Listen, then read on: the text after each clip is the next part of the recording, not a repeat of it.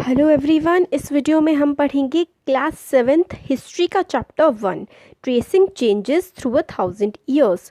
तो देखिए इस चैप्टर में जो है वो हमें पूरी बुक का एक तरीके से ओवरव्यू टाइप का दिया हुआ है, क्योंकि ये वाली जो पूरी बुक है हम इसमें 700 AD से लेकर के 1700 AD तक वाला जो टाइम पीरियड है 1000 साल का उसको पढ़ेंगे। तो इसमें हमें पूरा बताया गया है कि हज़ार जो इतने मतलब 700 AD से 1700 AD वाला जो टाइम है उसको हम मिडीवल हिस्ट्री कहते हैं। उसमें कौन कौन से राजा थे और किस किस तरीके के जो बदलाव हैं वो हमारे समाज में सोशल इकोनॉमिक पॉलिटिकल किस किस तरीके के चेंजेस हमारे समाज में हमारे देश में आए थे वो हमें बताया गया है।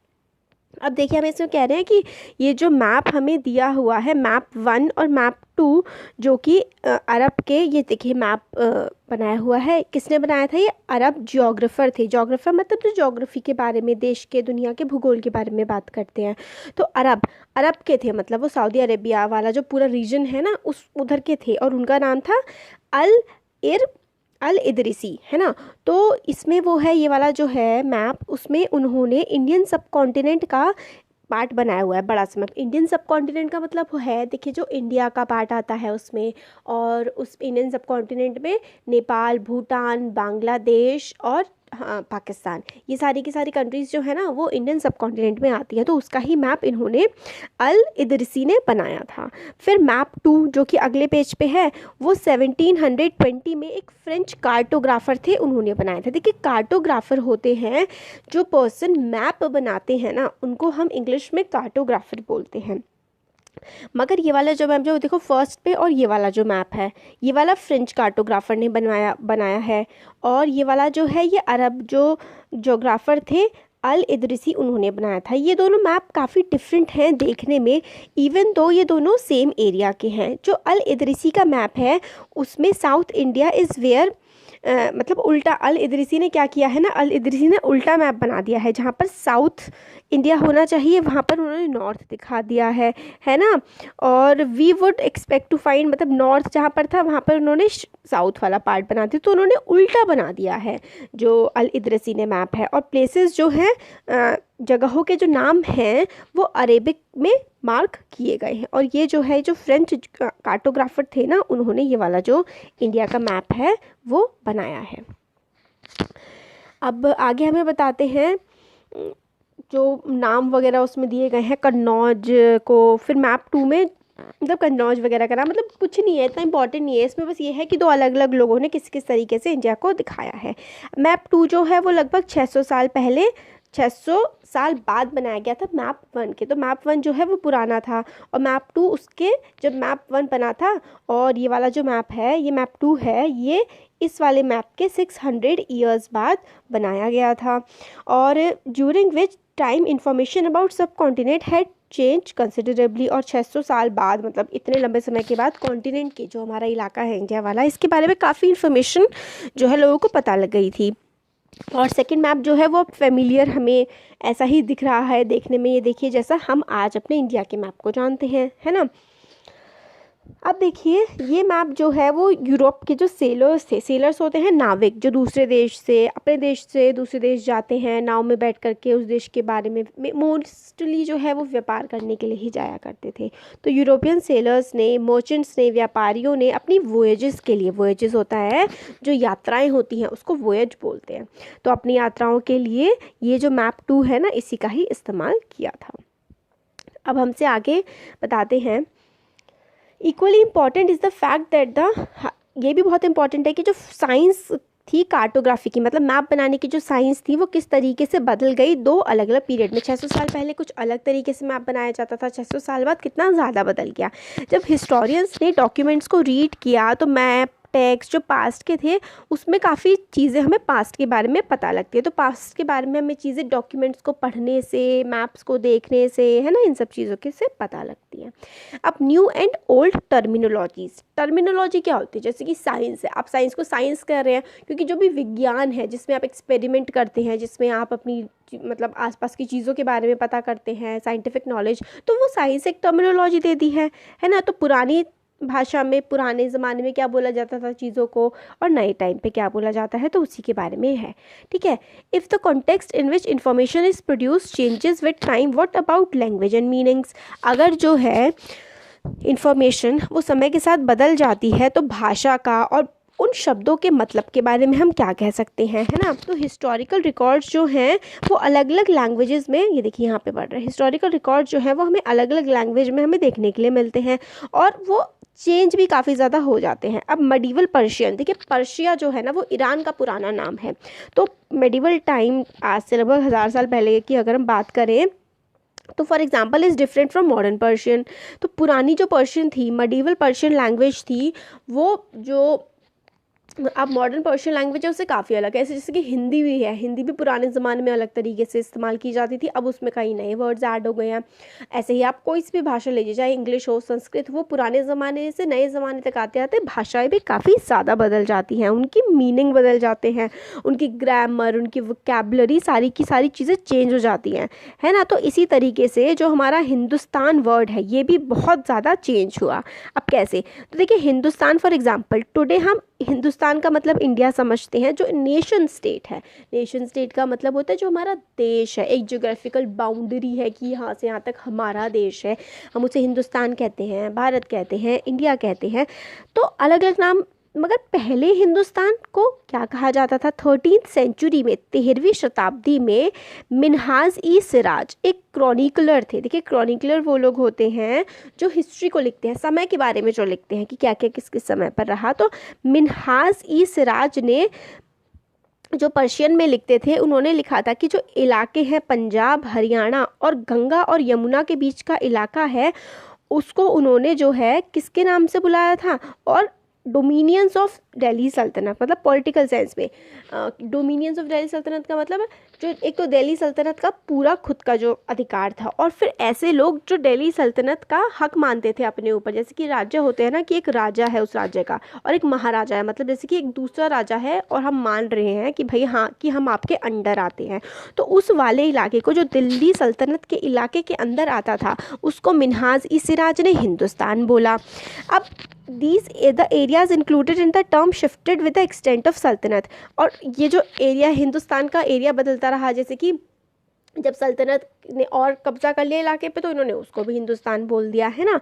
तो इस तरीके से, मगर ये जो हिंदुस्तान वाला मिन्हाज ई सिराज ने जो हिंदुस्तान टर्म इंक्लूड किया था, इसमें कभी भी जो है इन्होंने साउथ इंडिया को उसके अंदर नहीं माना था।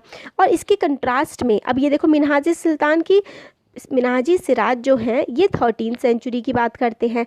अब 16th सेंचुरी में मुग़ल शासक आ गए हमारे देश में। बाबर जब आए 16th सेंचुरी में, तो उन्होंने हिंदुस्तान का जो शब्द है वो इस्तेमाल किया यहाँ की ज्योग्राफी को बताने के लिए। फौना होता है जानवर, फ्लोरा होता है जो आसपास के फूल वगैरह होते हैं, उनको हम फ्लोरा बोलते हैं, फौना यहाँ के जानवर। तो ज्योग्राफी, इलाके को, इंडिया के ज्योग्राफी को, यहाँ का कल्चर कैसा है, हम लोग किस तरीके के कल्चरल प्रैक्टिसेस, जैसे कि कौन सा धर्म मानते हैं, किस तरीके के रीति रिवाज हम फॉलो करते हैं, वो हमारा कल्चर होता है। इनहेबिटेंट ऑफ द कॉन्टिनेंट का मतलब है यहाँ पर रहने वाले लोगों के बारे में, जो यहाँ पे रहने वाले लोग हैं, यहाँ की ज्योग्राफी है, यहाँ के जानवर हैं, उन सब चीज़ों को मिला करके बाबर ने इसको हिंदुस्तान कहा। फिर बाद में 14th सेंचुरी में, अब 14th सेंचुरी के जो पोएट थे अमीर खुसरो, उन्होंने हिंद शब्द का इस्तेमाल किया था ज्योग्राफिकल एरिया जो है इंडिया को बताने के लिए, है ना। तो अब इंडिया जो है, पहले हिंदुस्तान में क्या था, और दूसरी चीज़ें जैसे कि ज्योग्राफी को बताने के लिए हिंदुस्तान का इस्तेमाल कर लेते थे, इलाके को बताने के लिए कर लेते थे। अब क्या है, अब हम पूरे देश के लिए हिंदुस्तान का इस्तेमाल करते हैं। तो देखिए मैंने आपको भी थोड़ी देर पहले बताया था कि जो टर्म्स हैं, टर्म्स के मीनिंग हैं, वो समय के साथ किस तरीके से बदलते जाते हैं। मगर हिस्टोरियन अब जो है वो carefully have to be careful about the terms because they meant different things in the past. अब टर्म्स के साथ हिस्टोरियंस को बहुत ही ध्यान से रखना पड़ता है चीज़ों को, क्योंकि पहले चीज़ों को अलग टर्म्स का मतलब अलग होता था और अब अलग है। अब जैसे एग्जांपल के लीजिए फॉरेनर, फॉरेनर का मतलब होता है विदेशी। तो आज के ज़माने में तो फॉरेनर का मतलब होता है जो दूसरे देश का है, मतलब हमारे लिए इंडियंस के लिए फॉरेनर कौन होगा, जो इंडिया का नहीं है, जो इंडिया के बाहर का है, वो हमारे लिए फॉरेनर होगा। मगर पुराने ज़माने में फॉरेनर वो कोई भी इंसान होता था जो उनके इलाके का नहीं होता था। जैसे कि आप एक ही देश के, इंडिया के ही एक गांव के लोग दूसरे गांव के लोगों को क्या कह देंगे, अजनबी कह देंगे, या फिर फिरंगी, या फिर कुछ भी कह देंगे। वो उनके लिए क्या हो गया, स्ट्रेंजर हो गया। स्ट्रेंजर है जिसे वो नहीं जानते तो वो फॉरेनर हो गया। तो समवन, यहाँ पे देखें, someone who was not part of society और कल्चर।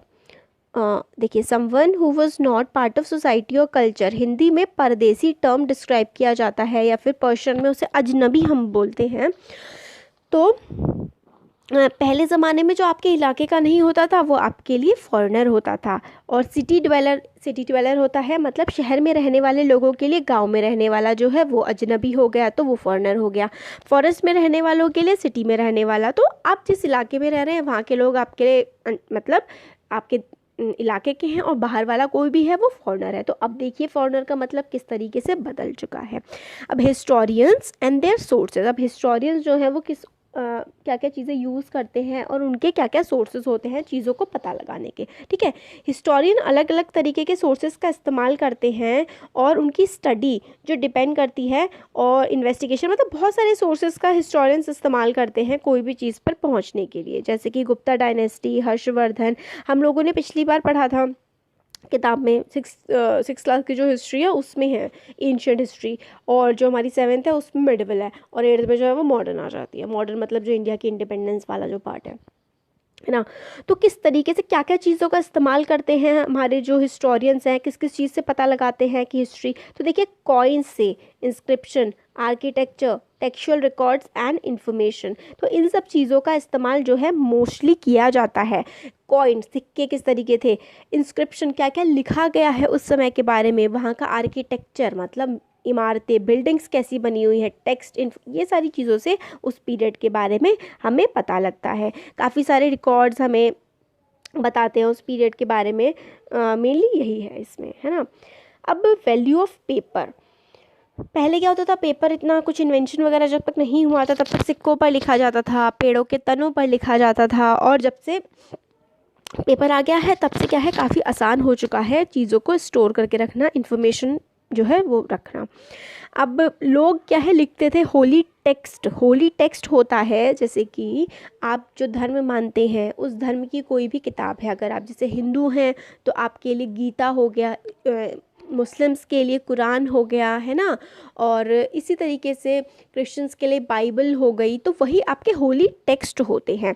और क्रॉनिकलर्स, तो होली टेक्स्ट से हमें लोगों के बारे में पता लगता है। क्रॉनिकलर्स ऑफ रूलर्स, क्रॉनिकल का देखिए, क्रॉनिकल का मतलब होता है एक समय के बारे में अगर आप बात करते हैं ना तो वो क्रॉनिकल होता है। तो रूलर्स का जो चल रहे थे रूल्स, उनके बारे में जो लिखा जाता है। लेटर्स और टीचिंग्स ऑफ सेंट्स, जो एक दूसरे को खत लिखे जाते हैं, और जो संत होते हैं उनकी जो टीचिंग्स होती हैं, और पिटीशन, जुडिशियल रिकॉर्ड, ये सारी की सारी चीज़ों से हमें समय के बारे में पता लगता है ना। अब मैन्यूस्क्रिप्ट्स होती हैं जो चीज़ें हाथ से लिखी जाती हैं, वो वेल्दी लोग अपने पास रखा करते थे मोनेस्ट्रीज़ में। मोनेस्ट्री और टेम्पल, जैसे कि मोनेस्ट्री होती थी जहाँ पर जो साधु वगैरह लोग रहते थे ना, मोस्टली जैन और बुद्धिज़्म में मोनेस्ट्रीज़ में लोग रहते थे, तो वहाँ पर जो है इन्फॉर्मेशन को कलेक्ट करके रखा जाता था। अब आर्काइव्स होती हैं ऐसे जगह जहाँ पर डॉक्यूमेंट्स को, मैन्यूस्क्रिप्ट को स्टोर कर करके रखा जाता है ना। पहले ज़माने में क्या होता था, प्रिंटिंग प्रेस तो होती नहीं थी, तो जो स्क्राइब्स होते हैं ऐसे लोग जो इन्फॉर्मेशन को जैसे उतारते हैं ना, जैसे कॉपी करने का काम जो किया करते थे, जैसे कि आप अपने फ्रेंड के होमवर्क कॉपी कर लेते हैं, उसी तरीके का काम स्क्राइब्स किया करते थे। अब स्क्राइब जो है वो हाथ से लिखा करते थे। तो कई बार क्या होता है, जैसे आपको भी अपने फ्रेंड की राइटिंग समझ नहीं आती तो आप कुछ अपने हिसाब से समझ के लिख लेते हैं। तो पहले ऐसे ही होता था कि स्क्राइब्स लिखा करते थे, उनको पहले की वाली बात समझ नहीं आती थी तो वो लोग क्या करते थे कि जो उनको समझ आए वो लिख दिया। तो इसी तरीके से सदियों तक जब वो राइटिंग कॉपी होती जाती थी तो चीज़ों का मतलब पूरी तरीके से कई बार बदल ही जाता था, है ना। तो अब देखिए ये दो चीज़ें इसमें काफ़ी इंपॉर्टेंट है, different kind of hand writing. आप देखिए अरेबिक में, जो अरेबिक और पर्शियन की रीडिंग में, तो नाश्ता लिख और निकश्ते, है ना, नस्तालिक, NASTALIQ, नस्तालिक और शिकस्ते, ये क्या है, फॉर्म्स ऑफ राइटिंग है। ये इंपॉर्टेंट है, आपको याद रखनी है कि नस्तालिक और शिकस्ते क्या चीज़ें हैं। तो नस्तालिक और शिकस्ते जो है वो फॉर्म्स ऑफ राइटिंग है हमारी, है ना। अब इसमें वही है कि सीरियस प्रॉब्लम ये थी कि मैच नहीं करती थी चीज़ें, और जो सब ओरिजिनल मैन्यूस्क्रिप्ट थी वो बची नहीं है। तो हम लोगों को हिस्ट्री कई बार समझ में अच्छे से नहीं आ पाती, क्योंकि अपना मिर्च मसाला लगा के भी राइटर्स लिख देते थे, तो एक्चुअल में ओरिजिनल चीज़ क्या थी वो कई बार हम लोगों को मिल नहीं पाती है। अब देखिए 14th सेंचुरी के क्रॉनिकलर जो मतलब समय के बारे में लिखते थे, ज़ियाउद्दीन बरानी, उन्होंने अपना जो फर्स्ट क्रॉनिकल है वो लिखा था 1356 में, और उसका अनदर वर्जन जो है 2 साल बाद। मगर जो दूसरे मतलब ये दोनों वर्जन आपस में इतने ज़्यादा मतलब अलग हैं कि फर्स्ट वर्जन जो है मतलब यही इसमें बताया गया है कि जो सही बात लिखी जाती थी ना, वो दूसरे स्क्राइब, दूसरे लोग उसको रिपीट करते करते, क्योंकि हाथ से लिखते थे, इतना बदल जाता था कि ओरिजिनल चीज़ से बदल के चीज़ कुछ और ही हो जाया करती थी, मतलब काफ़ी ज़्यादा चीज़ें चेंज हो जाती थी। अब new social and political groups, अब जब हम 1000 ईयर की हिस्ट्री पढ़ते हैं 700 से 1750 की, तो हिस्टोरियन के पास एक बड़ा चैलेंज होता है कि कैसे बताएं भाई, सोसाइटी में इतने लार्ज स्केल डेवलपमेंट्स हो रहे थे, कितनी नई नई चीज़ें, टेक्नोलॉजी हम लोगों के सामने देखने के लिए हमें मिल रही थी। जैसे कि पर्शियन व्हील जो था वो इरिगेशन के लिए इस्तेमाल किया गया था, सिंचाई के लिए पर्शियन व्हील का इस्तेमाल किया गया था। ये यूपीएससी में 2015 में शायद क्वेश्चन आया था कि पर्शियन व्हील किस चीज़ के लिए आप यूज़ करते हैं। तो पर्शियन व्हील का इस्तेमाल जो है वो इरिगेशन के लिए किया जाता था, स्पिनिंग व्हील का वीविंग के लिए, बुनाई करने के लिए। और फायर कॉम्बैट्स का किसमें, फायर कॉम्बैट गोला बारूद जो है इसका भी इस्तेमाल इस समय में किया जाने लगा था। तो एक और क्वेश्चन किसी एग्जाम में पूछा गया था शायद कि जो है फायर कॉम्बैट मतलब जो ये बॉम्ब्स वगैरह हैं और तोपों का इस्तेमाल हमारे देश में पहली बार अंग्रेज़ों के द्वारा किया गया था। तो देखिए बिल्कुल गलत बात है, बाबर के टाइम से ही तोपों का इस्तेमाल हमारे देश में होने लगा था। तो हमारे देश में क्या क्या लेके आए ये लोग, पर्शियन व्हील लेके आए इरिगेशन करने के लिए, स्पिनिंग व्हील लेकर के आए वीविंग करने के लिए, फायर कॉम्बैट्स इन देखिए फायर आर्म्स मतलब गोला बारूद जो होता है, कॉम्बैट लड़ाइयों में फायर आर्म्स का इस्तेमाल करने हुआ जाने लगा। अब नया फूड और बेवरेजेस, फूड खाना, बेवरेजेस होता है जो पीने की चीज़ होती है ना, उसको हम बेवरेज बोलते हैं। तो हमारा जो सब कॉन्टिनेंट है मतलब हमारे इंडिया में, हमारे आसपास के रीजन में कौन कौन सी नई चीज़ें, फसलें उगाई गई मतलब लाई गई, जैसे कि potato, corn, chilli, tea, coffee. अब देखिए टी, कॉफ़ी है ना, चाय और कॉफ़ी हो गई है, और आलू, और कौन होता है मक्का, और चिलीज, मिर्ची। तो ये सारी की सारी चीज़ें जो हैं कि हमारे देश में विदेशों से लाई गई थी। अब देखिए आप थोड़ा सा एक फ़नी सी बात मैं आपसे शेयर करूँगी, चाय कॉफ़ी ये हमारे देश में आज से मैक्सिमम 500 साल पहले इंट्रोड्यूस की गई, और हम लोग अपने व्रतों में किस तरीके से कह के मतलब चाय कॉफ़ी पी लेते हैं कि भाई ये तो व्रत की चीज़ें हैं, जो हमारे देश में पहले सिर्फ 500 साल पहले आया था उसको हम व्रत में खा लेते हैं। अब जैसे पटेटो हमारे देश की फसल नहीं है, हम पटेटो भी खा लेते हैं व्रत में, है ना। कौन होता है मक्का, जैसे कि जिससे आप पॉपकॉर्न बनाते हैं ना। तो ये सारी की सारी चीज़ें हमारे देश की नहीं थी, हम लोग बाहर से लेकर के आए थे। तो देखिए हम लोग कितनी चोरी करते हैं व्रत में, हम लोग भगवान से थोड़ा सा कहते हैं कि भगवान ये तो व्रत की चीज़ें हम खा रहे हैं, जबकि वो हमारे देश में एग्जिस्ट ही नहीं करती थी। और हिंदू धर्म जो है वो सनातन धर्म में है, मतलब वर्ल्ड का सबसे ज़्यादा पुराना धर्म है हिंदू धर्म। एक टाइमलाइन भी नहीं पता है हमें कि कब से, कितनी सदियों से, कितने हज़ार साल पहले से हिंदू धर्म को दुनिया में माना जा रहा है, और हम लोग 500 साल पहले आई हुई हमारे देश की चीज़ को कहते हैं व्रत में खा सकते हैं। थोड़ी फ़नी चीज़ है। हाँ तो आप देखिए आगे देखते हैं कि हमारे देश में उस समय पे बहुत सारे चेंजेस आए। देखिए फसल भी आई, अलग अलग चीज़ें आई, तो economic, political, social, cultural changes हमारे देश में उस समय पर आ रहे थे। देखिए इकोनॉमिक कैसे, इकोनॉमिक का मतलब होता है जो पैसे से रिलेटेड चीज़ होती है। पॉलिटिकल का मतलब होता है जो वहाँ की सत्ता में किस तरीके से परिवर्तन हो रहा है। सोशल मतलब हमारे आसपास में हमारे जो कल्चरल बिलीव्स हैं, हमारे रीति रिवाज कैसे बदलते हैं, ये सब चीज़ें है ना। तो कैसे कैसे चेंजेस आ रहे थे। ये ग्रेट मोबिलिटी का टाइम था। मोबिलिटी का मतलब होता है एक जगह से दूसरी जगह जाना। अब देखिए हमारा देश, आपको पता है ना कि सोने की चिड़िया इसको कहा जाता था, तो दूर दूर से लोग हमारे देश में आया करते थे, क्योंकि हमारे देश में बहुत वेल्थ थी, बहुत पैसा था, और बहुत सारा फॉर्चून कमाने के, मतलब किस्मत आजमाने की। फॉर्चून का मतलब किस्मत होता है, कि किस्मत बदलने की पोटेंशियल दूसरों की हमारा देश रखा करता था, है ना। तो इसलिए पूरी दुनिया से लोग, जैसे आज के टाइम पे लोग अमेरिका जाना चाहते हैं ना, कि वहाँ जाके अपनी किस्मत आजमाएंगे, अमीर हो जाएंगे, तो ऐसे पहले पूरी दुनिया से लोग हमारे देश में आया करते थे कि बड़ा पैसा है वहाँ पे, वहाँ जाके हम अमीर हो जाएंगे। तो इस तरीके से हमारे देश में आया करते थे लोग। अब जैसे कि राजपूत जो है, इन 700 से 1700 साल वाला जो पीरियड है, 1000 साल का, राजपूत बहुत डोमिनेंट हो गए। और ये राजपूत जो वर्ड है वो डिराइव हुआ है राजपुत्र से। राजपुत्र का मतलब होता है सन ऑफ रूलर, राजा का बेटा, है ना। तो ये लोग पहले सिर्फ राजा राजपूत जो है वो जो रूलिंग क्लास होती थी उनके लिए इस्तेमाल होता था, बट बाद में वॉरियर क्लास, जिसको क्षत्रिय कहते थे, जो लड़ाइयों में पार्टिसिपेट किया करते थे, वो लोग भी खुद को जो है राजपूत कहने लगे। और इसी टाइम पे मतलब किस जो है पोएट्स वगैरह वो कैसे डिस्क्राइब करते हैं इनको, extreme valour and great sense of loyalty were the qualities attributed to Rajput. तो वेलर का मतलब होता है एक तरीके से साहस, हिम्मत, और सेंस ऑफ लॉयल्टी मतलब ये है कि किसी के प्रति आपकी वफादारी। लॉयल्टी का मतलब वफादारी होता है, वेलर का मतलब होता है कि आप बहुत ही ज़्यादा स्ट्रॉन्ग हैं, साहसी हैं। तो इस तरीके की जो है डिपिक्ट किया जाता है, जैसे मूवीज़ में भी राजपूतों को डिपिक्ट किया जाता है ना।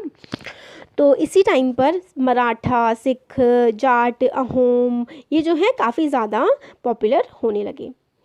अब हैबिटाट की बात आई, इसी समय पर 1000 साल पहले जंगलों की बड़ी ज़्यादा कटाई होने लगी थी। ग्रेजुअल क्लीनिंग ऑफ फॉरेस्ट जो है वो स्टार्ट हो गया था एग्रीकल्चर में लाने के लिए, मतलब खेती बाड़ी करने के लिए जंगलों की काफ़ी ज़्यादा कटाई होने लगी थी।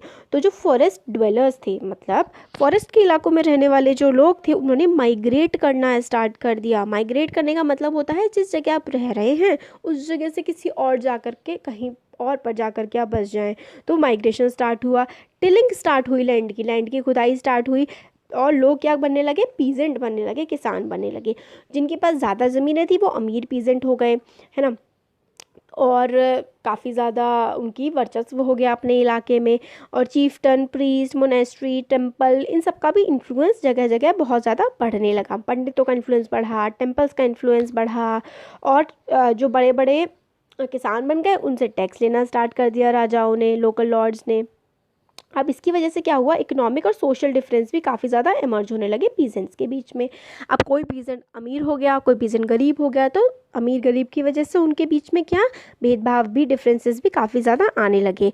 कुछ लोग के पास बहुत ज़्यादा कैटल होते थे, गाय भैंस हुआ करते थे, और मतलब एग्रीकल्चर के लिए इक्विपमेंट्स हुआ करते थे। तो उन लोगों की जो है मतलब ओहदा अपने समाज में काफ़ी ज़्यादा बढ़ने लगा। अब इसी टाइम पे क्या हुआ, जातियों का सब डिविज़न होने लगा, है ना। जातीज और सब कास्ट एंड रैंक्ड बैकग्राउंड, जो आपका ऑक्यूपेशन है, आप क्या काम करते हैं, उसके हिसाब से जातियों का बंटवारा भी होने लगा इसी समय पर। कुछ जातियां बहुत ज़्यादा प्रोमिनेंट हो गई किसी इलाके में, और कुछ जातियां काफ़ी मतलब उनको नीचा समझे जाने लगा। जाति एक इलाके में, हर जाति का जो है एरिया टू एरिया वेरी करती थी जातियाँ। एक इलाके में अगर किसी की बहुत ज़्यादा इज्जत है तो दूसरे में उसे बहुत नीचा भी मान सकते हैं। और जातियाँ जो थीं वो अपने रूल्स वगैरह जो है खुद ही फ्रेम किया करती थी, और जाति के एक कम्युनिटी के मेंबर्स ही सारे के सारे रूल्स एंड लॉज वगैरह रेगुलेट किया करते थे। और जाति पंचायत बना करती थी, जैसे कि आप खाप पंचायत कह, वो तो बहुत ही घटिया मतलब ख़राब चीज़ है। जाति पंचायत होने लगी, उसमें क्या होगा कि एक जाति के लोग के जो हेड थे वो अपनी जाति के लिए रूल्स वगैरह सारे के सारे बनाने लगे। और विलेज वर गवर्न बाय चीफ्टेन मतलब जो काफ़ी इन्फ्लुएंशियल प्रभावी लोग हुआ करते थे, उनमें एक विलेज के हेड हो जाते थे, और इस तरीके से काम चलने लगा था। अब काफ़ी बड़ा वीडियो हो गया, नेक्स्ट वाला जो पार्ट है एक और नेक्स्ट वीडियो में मैं कवर कर दूँगी। Thank you.